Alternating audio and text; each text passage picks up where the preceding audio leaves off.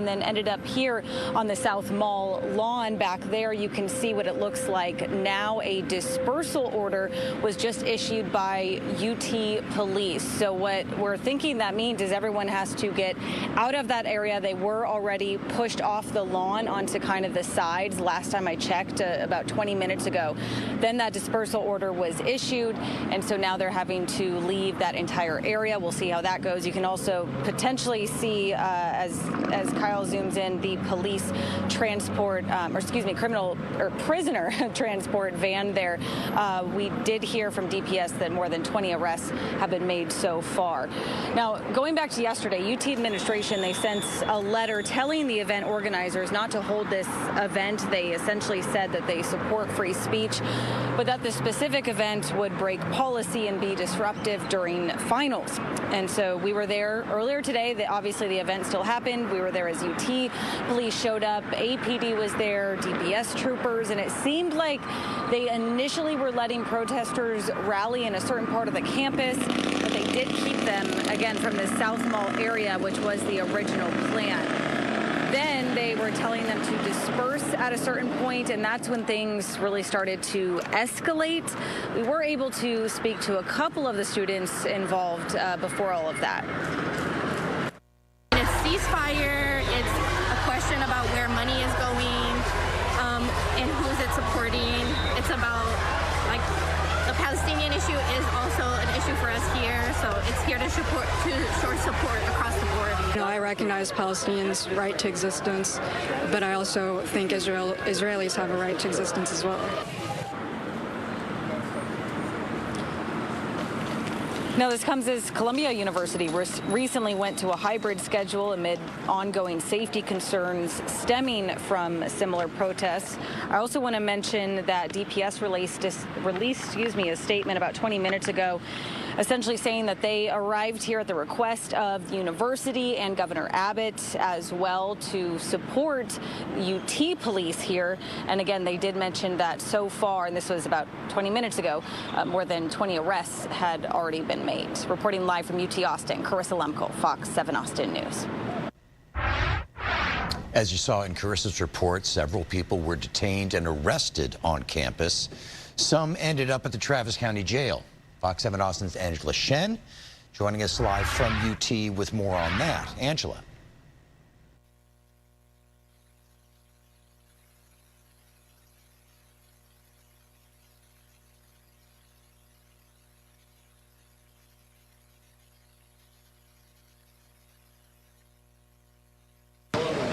Can you hear me now? As you can see, law enforcement, they're clearing out of the South Lawn area now. Since that dispersal notice was made, the crowd has definitely cleared out. We've been hearing whistles and announcements going off.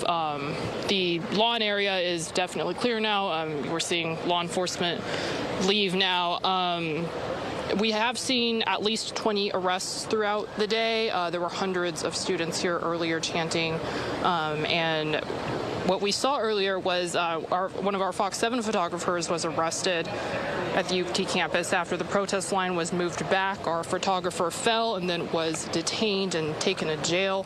What we've been seeing throughout the afternoon is a line of law enforcement will stand in the perimeter face-to-face with protesters. Someone will get arrested, and then the protesters chanting against law enforcement would intensify. Multiple agencies are out here, including UTPD, APD, and DPS. Many of the protesters concealing their identities with masks, many not wanting to talk to us, and we've also seen people waiting for their friends at the jail after they've been arrested. They're getting arrested for just like their support for Palestine, and they're not really even doing anything. It's just their presence. They're just trying to like get people afraid. But our strength is in numbers, and what we're seeing right now is that everyone's like grouping up together for one cause.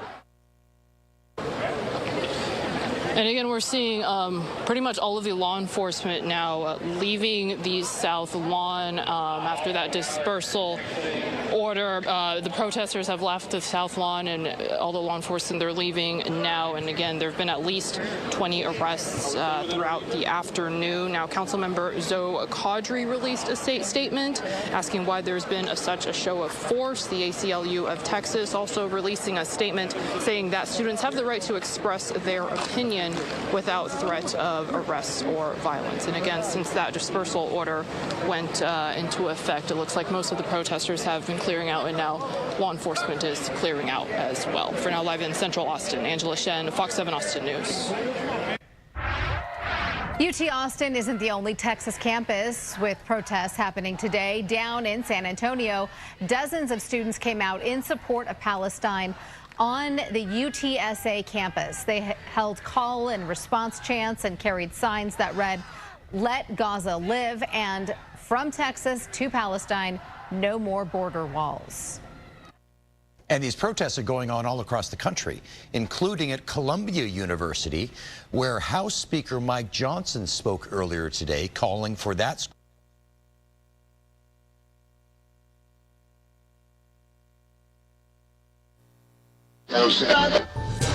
There is a storm coming, an event like the world has never seen before.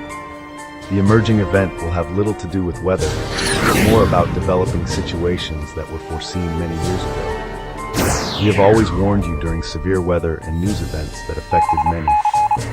Now, Channel 1 Atlanta begins a new series to warn you about what's coming soon and make sure you are prepared.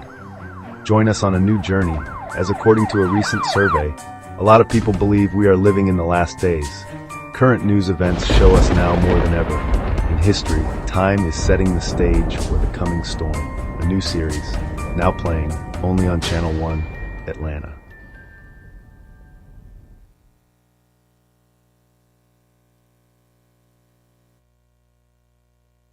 Thank you all for being here today. We have several members of Congress here, and we're here today at one of America's preeminent academic institutions on a very important day and a very important time. Throughout history, Columbia students have contributed to the great storybook of America's life and thought.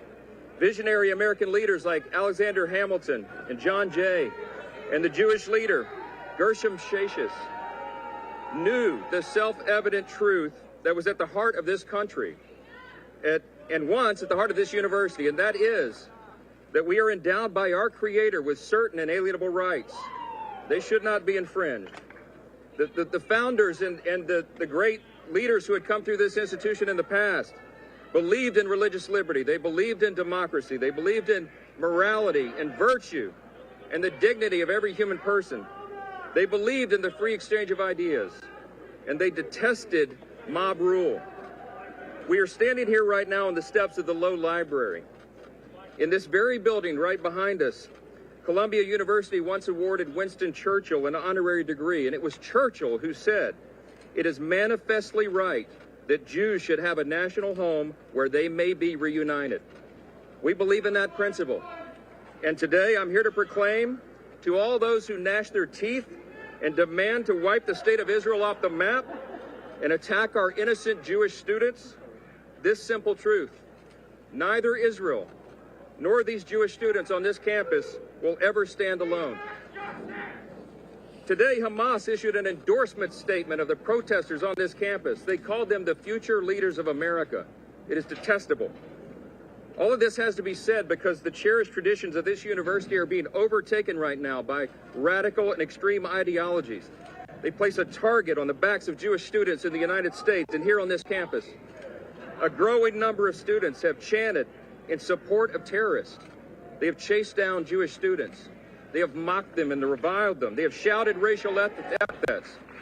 They have screamed at those who bear the Star of David. Enjoy your free speech. They've told Jewish students who wear the Star of David to leave the country. And shamefully, some professors and faculty have joined the mobs. Things have gotten so out of control that the schools canceled in-person classes, and now they've come up with this hybrid model where they will discriminate against Jewish students. They are not allowed to come to class anymore for fear of their lives, and it's detestable. As Columbia has allowed these lawless agitators and radicals to take over, the virus of anti-Semitism has spread across other campuses. By some counts, as many as 200 universities have a similar form of protest right now. At Yale, a Jewish student was stabbed in the eye with a Palestinian flag, and 45 students were arrested. At NYU, pro-Hamas protesters were shouting "from the river to the sea." Anti-Israel encampments are popping up at universities all across this country.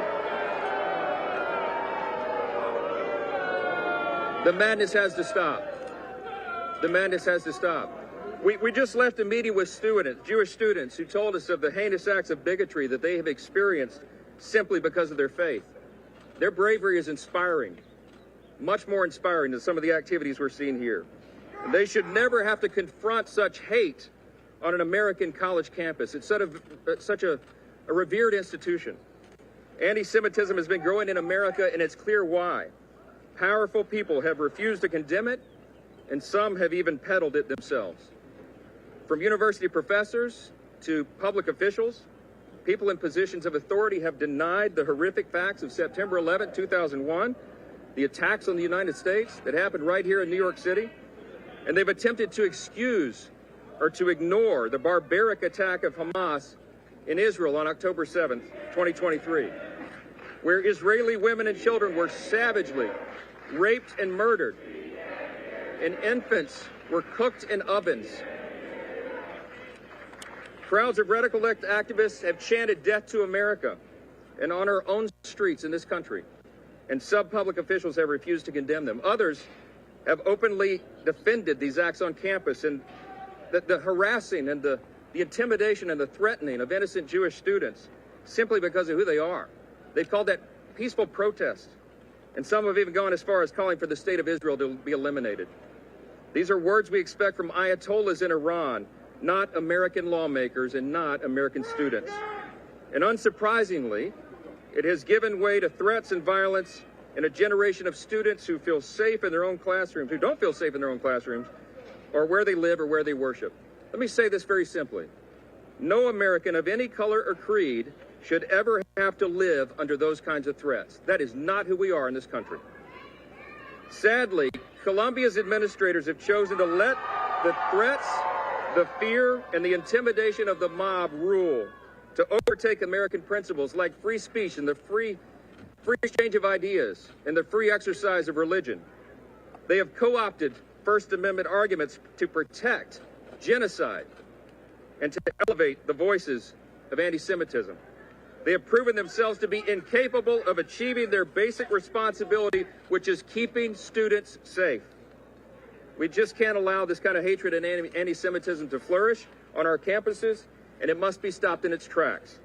Those who are perpetrating this violence should be arrested.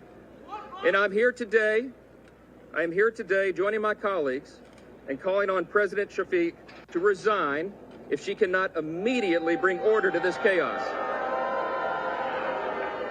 As Speaker of the House, I am committing today that the Congress will not be silent as Jewish students are expected to run for their lives and stay home from their classes hiding in fear. In the House of Representatives, we've already acted to address anti-Semitism on campuses. We have passed a number of statutes to address this matter, and we call upon the U.S. Senate to act upon our legislation. I have a couple of my colleagues here that I'd like to share a few words. I'll turn it over first to the chair of the House Education and Workforce Commission, Virginia Fox, Congresswoman Virginia Fox, North Carolina. Virginia? Thanks, Mr. Speaker. Columbia University is in a free fall. Following the explosion of this anti-Semitism, the Education and Workforce Committee started investigating. So far, the committee has uncovered key failures in the administration's response to the anti-Semitic attacks and displays embroiling this campus. First, President Shafiq presented false testimony to the committee regarding the removal of Professor Joseph Basad. No action was taken. In addition, the administration has suspended 2 Jewish students for a made-up chemical attack. So I have a message, President Shafiq, and a message for you all, too. The inmates are running the asylum. That's right. Take back control of this once great institution. You took action last week. It's time to act again.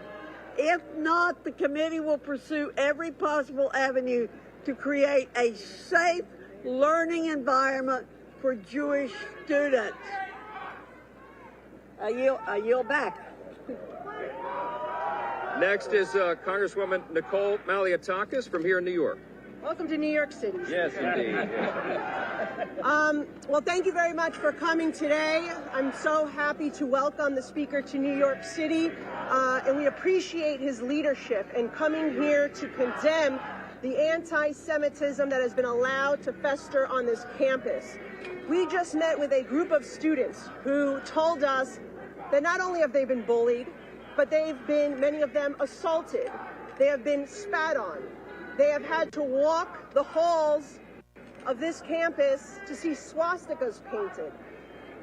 These are clear examples of anti-Semitism, and it's shocking to see that it's happening in the most diverse and welcoming city in America. It is truly outrageous, and it's clear that the president of this university cannot control the campus. She cannot and will not hold students who are doing these types of anti-Semitic activities accountable, and that she cannot keep the students who are of Jewish faith, who have paid a lot of money and have worked very hard to get to an Ivy League institution like this, that she cannot keep them safe. And that is why I join my colleagues in calling for her resignation. Thank you. Next, another congressman from New York, Anthony D'Esposito. Well, thank you, Mr. Speaker. If you are a protester on this campus and you are proud that you've been endorsed by Hamas, you are part of the problem. When you cheer on the fact that you enjoy Hamas and Hezbollah, you are yourself part of the problem.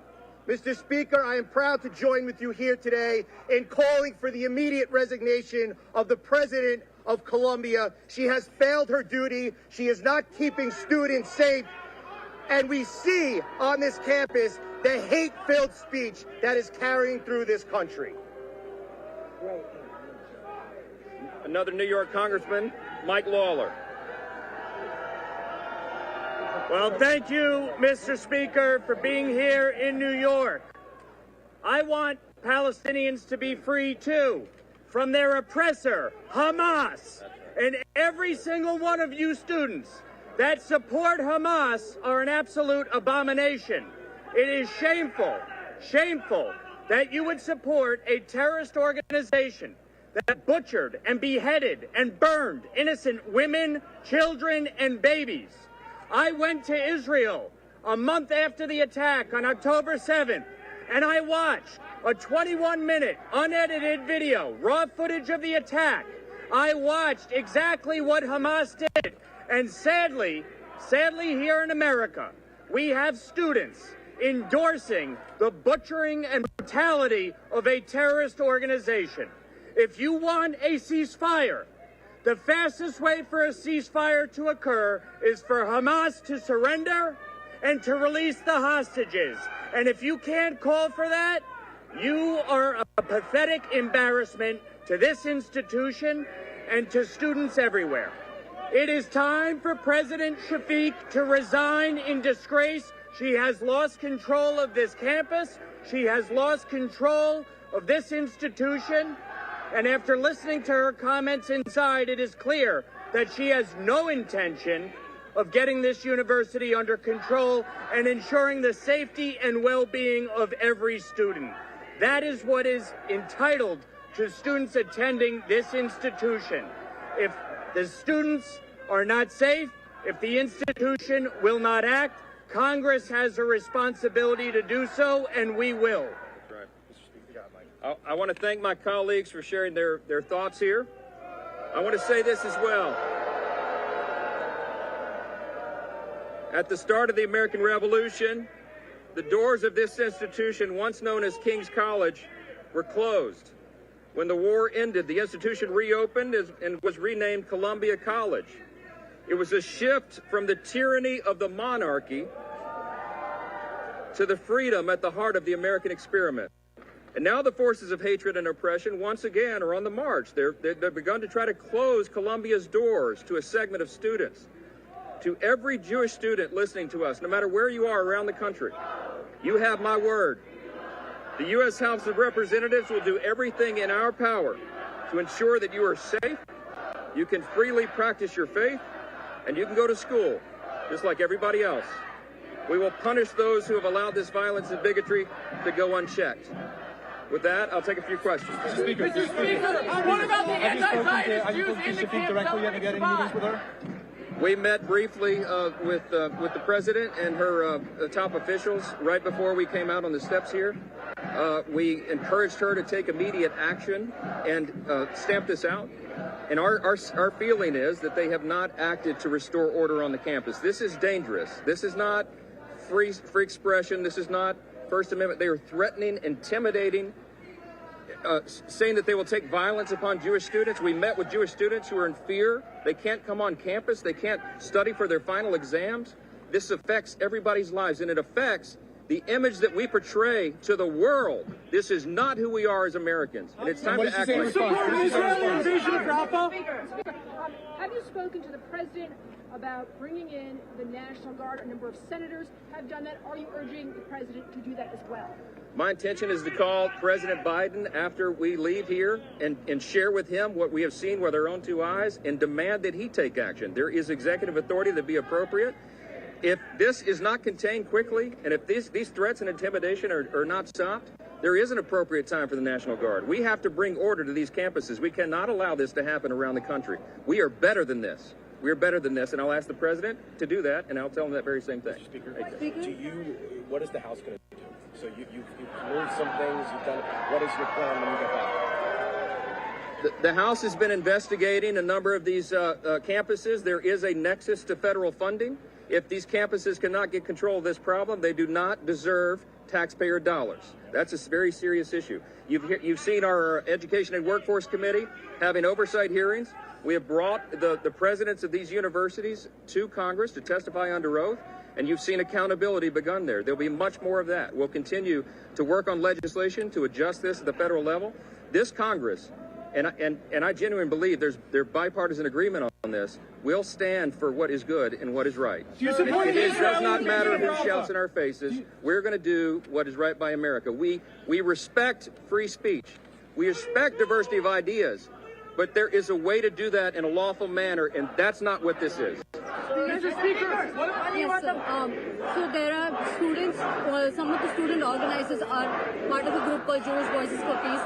There are Jewish students who held a press conference yesterday saying that they face more anti-Semitic attacks from Jewish students, from Israeli students, than from the group that is in the encampment. So how do you respond to the fact that they say I'm not sure who the aggressors are, but I will tell you that any of that is inappropriate. It's lawlessness. It's chaos. That is not who we are. We believe in the rule of law. That is one of the foundational principles of America, and it must be maintained. The college campus used to be the place for respectful debate, for the differences of opinion and the free marketplace of ideas to be discussed. That is not what is happening here. You're intimidating and shouting down people you disagree with. You cannot censor and silence viewpoints you disagree with. That is not American. You do not understand what it means to respect the First Amendment. Yes. What is your message to the students inside the encampment right now?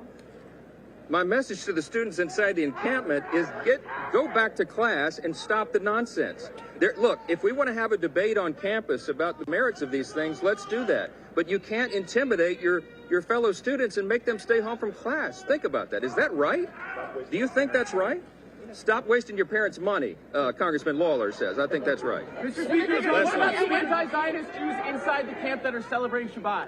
I don't know who's in that camp over there, but I would tell you that this is unacceptable, and the American people are demanding accountability for it. And that's why we made the trip here today. That's why this press conference is important. We want this administration and the administration of every university campus around the country to bring this to account and to bring this lawlessness to an end. And that's what we need to do. The Israeli invasion of Rafah? All right, back out live there to the New York City skyline on this Wednesday night. Speaker Johnson referring to these demonstrations as lawless, saying that many of those kids should go back to class who are right now demonstrating and sitting in that tent encampment on the lawn right outside Butler Library on Columbia's campus there. So this story is persisting. We're going to cover it from all angles. And so you heard there from Speaker Johnson, flanked by members of his Republican conference today on Columbia's campus, calling for Columbia University President Manoush Shafik to resign. Over this, he was lamenting the state of American universities and institutions of higher learning in the United States, saying they should be open to debate, that students should be able to disagree respectfully, peacefully, not in this manner like you have seen on campuses like Columbia, like NYU today, like USC and UT Austin. So, wanted to make sure you heard all of that there. We were previewing that from yesterday. Let's take a quick commercial break. We're not done with this story just yet. We thought it was so important. We wanted to start off at the very top of the hour. We're going a little long on it today. When we come back, though, you'll be getting kind of a deep dive on what happened on the campus of UT Austin today. You'll see some images, some sights as it got pretty hairy, pretty tense, pretty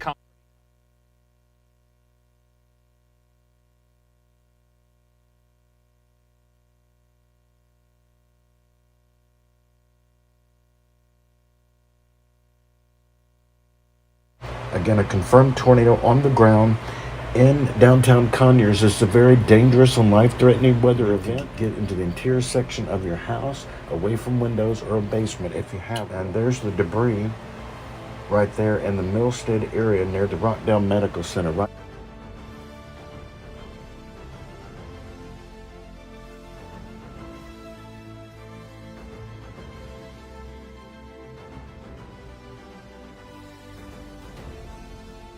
Channel 1 Atlanta.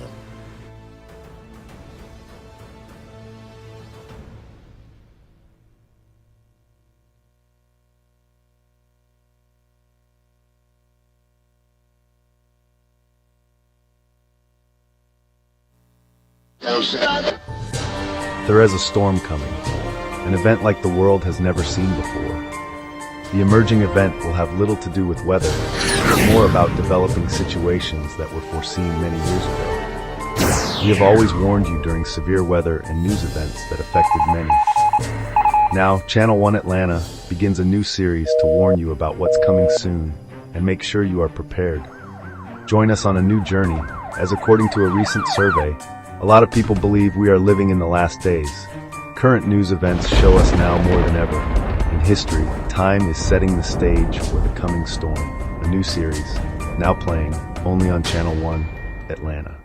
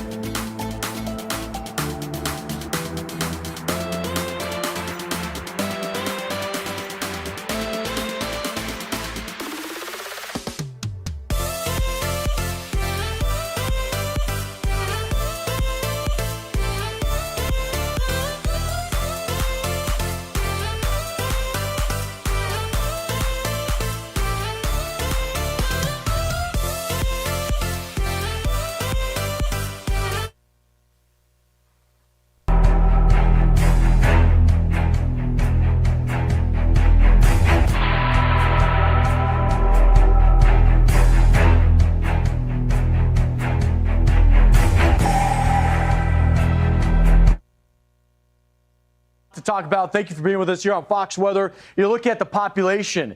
That continues to grow, 50 million plus, and there's a 3 out of 5 risk, not only on Saturday, but for the start of this event tomorrow. And now tomorrow, that's a big question mark. We talk about that cap, right? That warm, shallow layer at 5,000 feet limits everything. We've actually seen that play out today. Show you some visuals from Texas right now. They're also at a 2 out of 5 risk. Not a whole lot's happened. That's Midland, Permian Basin, right? So we look ahead and we talk about what could unfold maybe into the overnight hours. Here's a broad view of the entire country. That storm that was pushing through the Northeast kicked out over into Nova Scotia. Cooler conditions behind that. We'll get into that. Here's the West, where they're the conveyor belt with all these storms. It rides the jet stream into the Mountain West. Elko, actually over the Great Basin, seeing some thunderstorms flare up. And then this is that risk zone. Not a whole lot's happening, right? That's because that cap locked in right now. You just got some cloud cover. Still that 2 out of 5 risk. We could see large hail once that cap does erode and fall apart. It'll bubble up, and you could start to see that larger hail. But overall, the signal is not much is happening today. But will that ring true for tomorrow? Major concerns that even if there is a cap, they're just only going to delay the inevitable. The inevitable is storms that are going to pepper this region. You're going to be looking at storms that are going to slam into western Texas, Oklahoma, and Kansas tomorrow. So there's Oklahoma City right now. Clouds have built their way back in, but let's get into that threat that evolves for tomorrow. And so when you look at this here, what you're having is the models. We use 4 different ones. You extrapolate from this. You try to find that agreement, right? Because they're all scanning the same atmosphere. Not a whole lot of agreement right now. The one solid thing is they're looking at the potential cap in Texas and Oklahoma, but they are showing that there is that bubbling effect happening in Kansas. There's that potential. But what we're still looking at is if there is that shallow layer, all right, so at the surface 55 double nickels. You get up 5,000 feet, 58. So warm air can't rise anymore. It just keeps hitting the cap, slowly punching at it, working its way through. Eventually it will fall apart. It'll erode away. You're noticing 4 p.m. diurnal heating, potentially some isolated spots north of Dodge City. Low-end risk down here. Watch how quickly that evolves, though, once we get to 8 p.m. 4 to 5 hours is just punching away at that cap and finally can't hold on anymore, right? You can't sustain it. Now you're looking at those storms, and they've turned into a nocturnal threat. So here's the overlay. There's the ignition of it, that dry line through Guymon, Amarillo, Lubbock, all the way up into Colby, Kansas. Now you're looking at that twisting mechanism. You look at the axis of this and where you see the corkscrew start to form, and that's why you have this area highlighted for the potential of strong tornadoes starting tomorrow. But, hey, as we look, that's only the beginning. We push it into the weekend, and the concern continues to grow.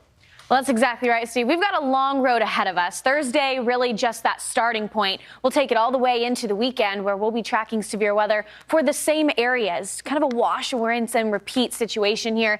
Steve highlighted Thursday, but let's talk about what's coming down the pipeline. Friday, Saturday, and into Sunday. One thing you'll notice with the severe storm threats here, Saturday arising as that level 3 out of 5, all of the conditions starting to take place on Saturday primarily for a potential for some pretty strong tornadoes. We could see maybe EF2 or greater, damaging wind, hail, all possibilities when we get deeper into the weekend. But let's talk about Friday first. We'll take things in order here. Friday is just going to be an extension of that same severe weather threat moving into Thursday. With the storms igniting into the evening, Thursday overnight, we could see some active weather pushing into far eastern Kansas, portions of Missouri as well, into the early morning hours. But we'll also see that threat arise once again going into Friday evening. So severe weather is just going to be the story for portions of the central, southern plains, and even working into the Corn Belt as well. Iowa was one location Mother Nature seemed to target not too long ago. I believe it was just around last week. And now they're also under that threat for potentially seeing some tornadoes to form, but again, damaging wind and hail all going to be a threat. With multiple days of severe storms comes multiple days of some thunderstorm activity, and that comes with rain. So as we get later into the week, Friday, Saturday, Sunday, we start to see that flash flood threat arise. We have 2 areas that are under that level 2 at this point. That'll be for the Corn Belt and into portions of far western Illinois and southern Wisconsin. Then we'll have a second area around the Red River near Texarkana, just towards the east of the Dallas-Fort Worth metro, scooting into Little Rock and Fayetteville, Arkansas.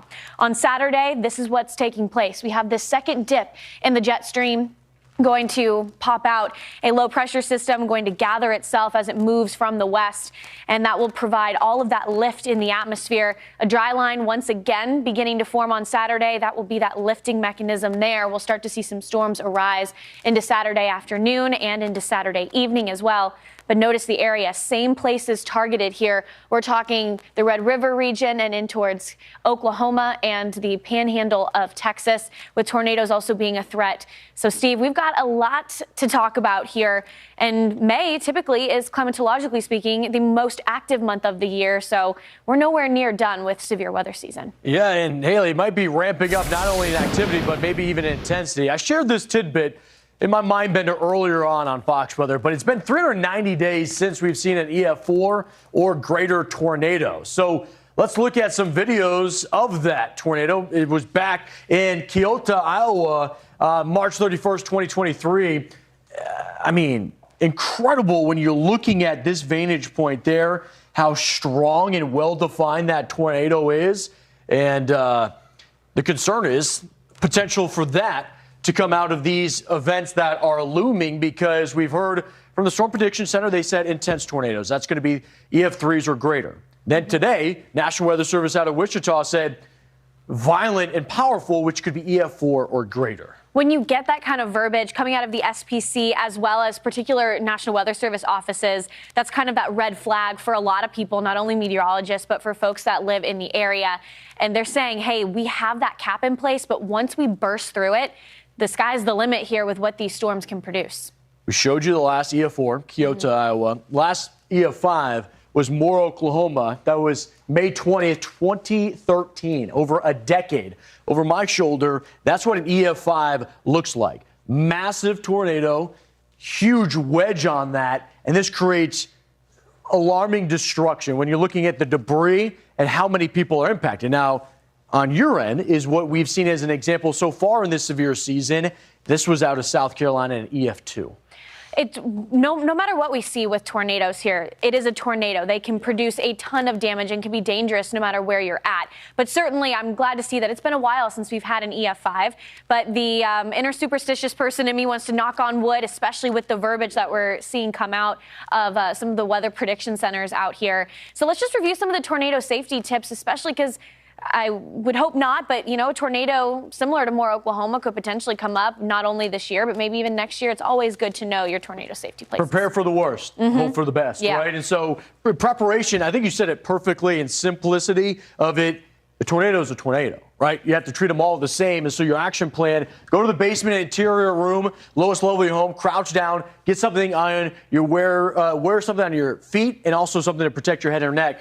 Because of that cap, I think it delays a lot of this. It turns into a nocturnal threat. So that's another aspect that we have to look at in preparation for. Nocturnal threats not only are dangerous because you're asleep, but also when it's dark outside, it's hard to see. I mean, look at the funnel there from that Moore, Oklahoma tornado. It's so dark. When you tack on the nighttime, potentially some rain in there too, you can't see what's coming right at you until it's overhead. So the best thing to do, and my biggest advice, is always have your phone turned on with your alerts enabled. If you have a NOAA weather radio, that's also a great way to go, just so you can stay informed. We're not saying pull an all-nighter, but at least have a way to get informed if you do fall asleep, because that's another pretty dangerous threat when we talk nocturnal tornadoes. Yeah, so we're going to be talking about this threat. It's looming here. It's coming in the next few days. And so up next, we'll be taking a closer look at Tornado Alley as it starts to roar to life this week after a relatively quiet start so far to spring. So we got days of these storms that will continue to impact the southern plains through the Midwest. We'll time that out for you